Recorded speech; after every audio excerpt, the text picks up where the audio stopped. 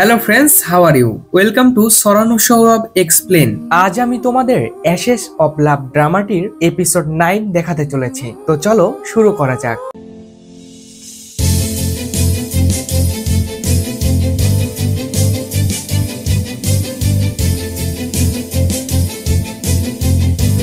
এপিসোডের শুরুতেই সুফেন চিপচ্যাংকে বলে সে জিনমিকে পছন্দ করে, আর এটি শুনে চিপচ্যাং তো অনেক রেগে যায় আর বলে আমি জিনমিকে এখান থেকে নিয়ে যাচ্ছি, আর কখনোই তোমার সাথে ওর দেখা করার সুযোগ হবে না। সুফেন তখন বলে আমি এখানে অবশ্যই আসব।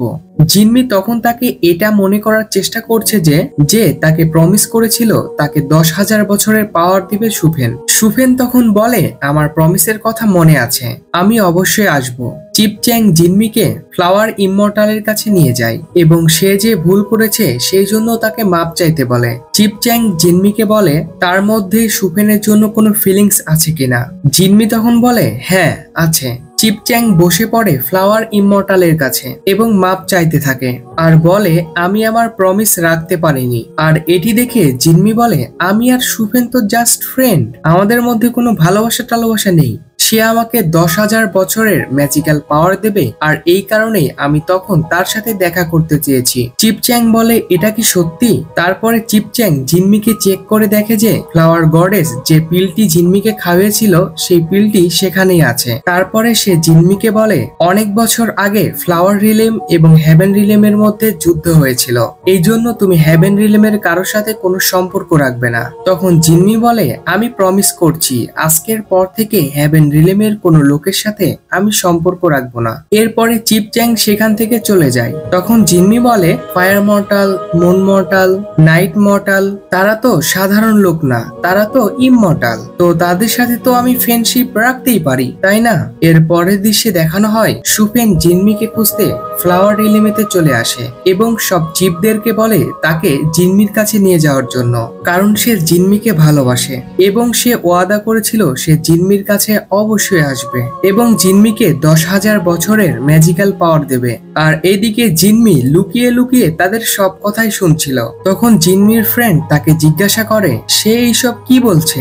তখন জিনমি বলে তুমি যেমন আমাকে পছন্দ করো সেও আমাকে এইরকমই পছন্দ করে, সে আমাকে তার ফ্রেন্ড বানাতে চায়। আসলে জিনমি তো ভালোবাসার মানেই বুঝতো না। তখন চিপচ্যাং সুফেনকে বলে আপনি জিনমির সৌন্দর্যতা দেখবেন না, তাহলে পরে আপনারই কষ্ট হবে। তখন সুফেন বলে আমি জিনমির সৌন্দর্য দেখে তাকে পছন্দ করিনি, আমার জিনমির ছেলে মানুষটাই পছন্দ, আর এই জন্য আমি তাকে অনেক ভালোবাসি। এরপরে চিপচ্যাং বলতে থাকে অনেক বছর আগে একটি ইমমর্টাল এই সেম কথাই বলেছিল, আর এরপরে কি ঘটেছিল এটি আমাদের সবারই জানা। তখন সুফেন বলে হেভেন রিলেম এবং ফ্লাওয়ার রিলেমে অনেক বছর আগে কি ঘটেছিল এটি সঠিক আমার জানা নেই, আপনি আমাকে বলবেন কি ঘটেছিল? চিপচ্যাং বলে আপনি যদি জানতেই চান তাহলে হেভেন রিলেমের এম্পায়ারকে জিজ্ঞাসা করবেন। তখন সুফেনের মনে পড়ে সে যখন ছোট ছিল তার বাবা একটি ছবির দিকে সব সময় তাকিয়ে থাকতো, আর ওই ছবিটা আর কারো নয় ফ্লাওয়ার গডেসের ছিল। তখন সুফেন বলে তার মানে আমার বাবা আর ফ্লাওয়ার গডেস। আর তখন চিপ বলে কিছু কথা না বলাই ভালো, আপনি প্লিজ দয়া করে এখান থেকে চলে যান। তখন সুফেন সেখান থেকে চলে যাচ্ছিল, কিন্তু জিনমি সুফেনের পেছন পেছনই যাচ্ছিল, আর জিনমির কাছে অদৃশ্যের পাওয়ার থাকার কারণে সুফেন জিনমিকে দেখতে পাচ্ছিল না। সুফেন যেতে যেতে বলে হয়তো এটাই আমাদের ভাগ্যে লেখা ছিল। এরপরে সে মন খারাপ করে সেখান থেকে চলে যেতে থাকে, আর চিপচ্যাং জিনমিকে সেখান থেকে নিয়ে যেতে থাকে। আর হঠাৎ জিনমির হার্টে অনেক ব্যথা হতে থাকে এবং সে অজ্ঞান হয়ে যায়, কারণ জিনমিও সুফেনকে অনেক বেশি ভালোবেসে ফেলেছিল, কিন্তু সেই পিলের জন্য সে সেটা বুঝতে পারেনি। অজ্ঞান হওয়ার সময় সে একটি স্বপ্ন দেখে। স্বপ্নে দেখে কেউ একজন একটি ফুলের খাঁচার ভেতরে বন্দি, আর সে তাকে বলছিল জিনমি প্লিজ আমাকে বের করো, আমি তাকে অনেক ভালোবাসি এবং আমি তাকে সেটা বলতে চাই। এরপরে জিনমির জ্ঞান ফিরে আসে এবং সে চিপচ্যাংকে বলতে থাকে কেন তার হার্টে হঠাৎ করে এত ব্যথা হয়েছিল। আর জিনমি বলে হয়তো আমি খারাপ কিছু খেয়ে ফেলেছি, ফেলেছিলাম। এরপরে জিনমি রোরোর সাথে কথা বলে। সে বলে সুফেন অ্যারোগেন্ট ছিল সত্যি, কিন্তু তার মন অনেক ভালো। কিন্তু দুঃখের বিষয় হলো চিপচ্যাং তাকে আসতে দিল না, আর আমিও এখানে একাই বসে আছি। কিন্তু আমার ওই স্বপ্নের মানেটা কি ছিল? পরবর্তী সিনে আমরা দেখতে পাই সুফেন ও রানিও চিনচির সোল কলরনটি এনে হ্যাভেন ইম্পায়ার্ডকে দেয়। ইম্পায়ার্ড বলে, আমি শুনেছি তুমি নাকি চিনচির বিষে ঘায়েল হয়ে গিয়েছিলে। সুফেন বলে, হ্যাঁ, নাইট মর্টাল এবং ডেমন প্রিন্সেস আমাকে অনেক সাহায্য করেছে। তারা আমাকে ফ্লাওয়ার রিলিমেতে নিয়ে গিয়েছিল এবং সেখানকার নাইট রাইটান দ্বারা বানানো ঔষধ খেয়ে আমি সুস্থ হয়ে গিয়েছি। এম্পায়ার বলে, ফ্লাওয়ার রিলিমের একটি পবিত্র গাছ, আর এটি চিপচ্যাং তোমাকে এত সহজেই দিয়ে দিল?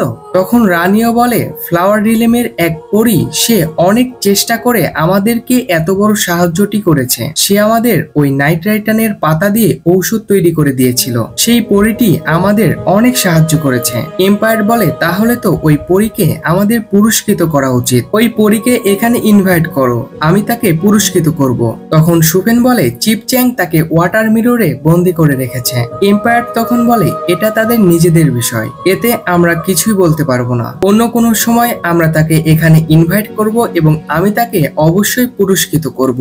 সুফেন যাওয়ার সময় সেখানে ফ্লাওয়ার গডেসের পিকচার দেখে ফেলে। এরপরে সুফেন সুহাকে ডেমন প্রিন্সেসের সাথে পরিচয় করিয়ে দেয়। তখন সুহার মনে হয় ডেমন প্রিন্সেস হয়তো সুফেনের সাথে একটু বেশি ক্লোজ, আর এই জন্য সে জেলাস ফিল করে। তখন সেখানে মুন মর্টাল চলে আসে, আর মুন মর্টাল ডেমন প্রিন্সেসকে জিনমি মনে করে। তখন সুফেন তাকে বলে সে ডেমন প্রিন্সেস।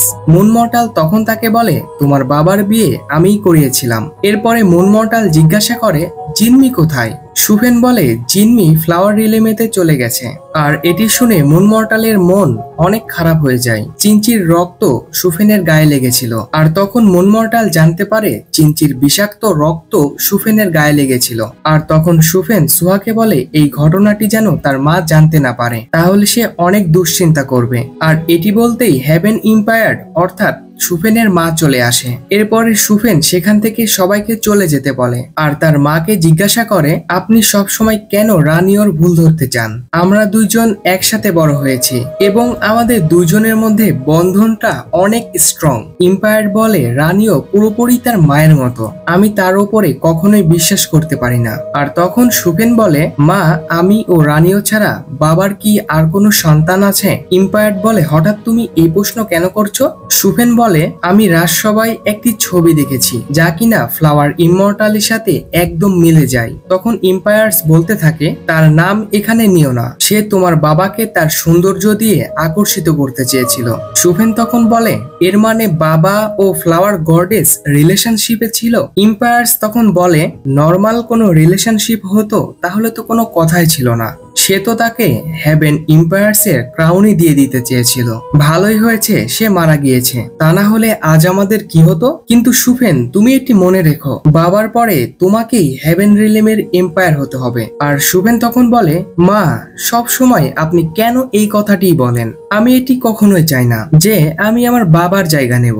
আমি সব সময় আপনাদের দুইজনের সেবা করতে চাই। পরবর্তী সিনে আমরা দেখতে পাই এম্পায়ার রানিওকে জিজ্ঞাসা করে, তোমার কি মনে হয় কেন কেউ চিনচিকে মুক্ত করেছে? তখন রানিও বলে, চিনচি মুক্ত থাকলে 6 রাজ্যেরই শান্তি নষ্ট হয়ে যেত। এমন কেউ একজন করেছে যে এই 6 রাজ্যেরই শত্রু, যে চায় 6 রাজ্যের মধ্যে যুদ্ধ শুরু হোক এবং একটি রাজ্য জিতুক এবং সেই রাজ্যটি 6টি রাজ্যকে শাসন করুক। কিন্তু এখন কোন রাজ্যেই এত শক্তি নেই, এমনকি হ্যাভেন রিলেমেতেও নেই। এরপরে রানিও সেখান থেকে চলে যায়। এম্পায়ার তখন বলে, 6 রাজ্যকে এত সহজেই শাসন করা সহজ নয়, আমাকে জিততে হলে আরো অপেক্ষা করতে হবে। চিনচি, এইবার আমি তোমাকে বাঁচতে দিলাম, কিন্তু পরবর্তী সময়ে তুমি আমাকে হতাশ করো না। আর এর মাধ্যমে আমরা বুঝতে পারি এম্পায়ার চিনচির মাধ্যমে এই 6 রাজ্যে আবার যুদ্ধ সংগঠিত করতে চায়। পরের সিনে আমরা দেখতে পাই সুহা ও এম্পায়ার্স কথা বলছিল। সুহা এম্পায়ার্সকে বলছিল, আমার এটি বিশ্বাসই হয় না ফায়ার ইমমর্টাল চিনচির দ্বারা এত সহজেই ঘায়েল হয়ে যাবে। আমার মনে হয় এর পেছনে কোনো না কোনো ষড়যন্ত্র রয়েছে। তখন এম্পায়ার সুহাকে বলে রানিওর উপরে নজর রাখতে, আর খবর নিতে বলে রানিও সেই ডেমন রাজ্যের 3 রাজার সাথে মিলে কোনো ষড়যন্ত্র করছে না তো। আর এখানেই এই এপিসোডটি শেষ হয়ে যায়। ভিডিওটি কেমন লাগলো তা অবশ্যই কমেন্ট করে জানাবেন। ভিডিওটি ভালো লেগে থাকলে লাইক, কমেন্ট এবং এবং শেয়ার করতে ভুলবেন না। পরবর্তী এপিসোডগুলো দেখার জন্য এখনই আমাদের এই চ্যানেলটি সাবস্ক্রাইব করে রাখুন, যাতে পরবর্তী ভিডিওর নোটিফিকেশন সবার আগে আপনার কাছে পৌঁছে যায়। তো ভিডিওটি শেষ পর্যন্ত দেখার জন্য অসংখ্য ধন্যবাদ। দেখা হবে সামনের আকর্ষণীয় এক্সপ্লেনে। সেই পর্যন্ত ভালো থাকুন, সুস্থ থাকুন এই কামনা করে আজকের এই ভিডিওটি এখানে শেষ করছি। ধন্যবাদ।